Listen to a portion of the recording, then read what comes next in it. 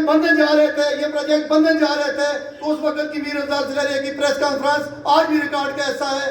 اور جب دریا بچاؤ کمیٹی بنی تو ہر اول دستے کا کردار میر افضال سلیریہ نے کردار ادا کیا، اور اس شہر کے لیے، اس شہر کے باسیوں کے لیے وہ ایک آواز بن کے بیٹھا.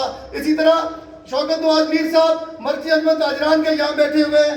ہم یہ سمجھتے ہیں کہ یہ اس کے کردار کے ساتھ یہاں بیٹھے ہوئے ہیں. شاید بہت سارے دوست اس کی سوچ کے ساتھ متفق نہ ہو، لیکن اس کے کردار کے ساتھ آج ہم اس کو سارے ریاست جموں کشمیر کے باشندے آج اس کو خراج عقیدت پیش کر رہے ہیں. ہم یہ سمجھتے ہیں کہ یہ جان تو آنی جانی ہے، اس نے جانا ہی جانا ہے. آنے کا ٹائم ہے، جانے کا کوئی پتہ نہیں ہے کون پہلے جاتا ہے کون بعد میں جاتا ہے. لیکن ہم یہ بھی سمجھتے ہیں کہ میر افضال دوستوں کے درمیان وجہ دوستی تھا. بہت سارے میر افضال کی جو حلقہ آزاد کشمیر کے اندر تھا، جس کے ساتھ ہمارا تعلق نہیں تھا، دریا بچاؤ کمیٹی کے لوگوں کا تعلق نہیں تھا، وہ وجہ میر افضال بنا. ہم اور وہ لوگ ہم اکٹھے ہوئے ایک سوچ کے ساتھ، ایک فکر کے ساتھ.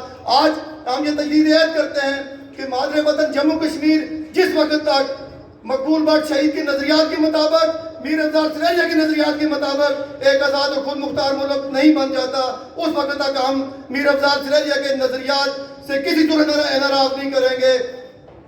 آج وقت نے ثابت کیا کہ جو افضال سلیریہ مقبول بٹ کے نظریات کی بات کرتا تھا، آج پوری قوم وہ بات کرتی ہے. آج نقشے والا وہ بات کرتا ہے، آج ملازم وہ بات کرتا ہے، آج تاجر وہ بات کرتا ہے، آج سیاسی کارکن وہ بات کرتا ہے، وہ کسی جماعت کے اندر وہ موجود ہے.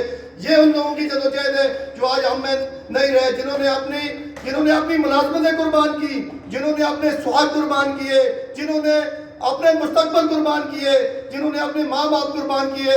آج میں سمجھتا ہوں کہ اس سٹیج پہ کھڑے ہو کے ہم ان کو خراج عقیدت پیش کرتے ہوئے اس عزم کے ساتھ اجازت چاہیں گے کہ میر افضال سلیریہ کی جدوجہد لازوال جدوجہد تھی.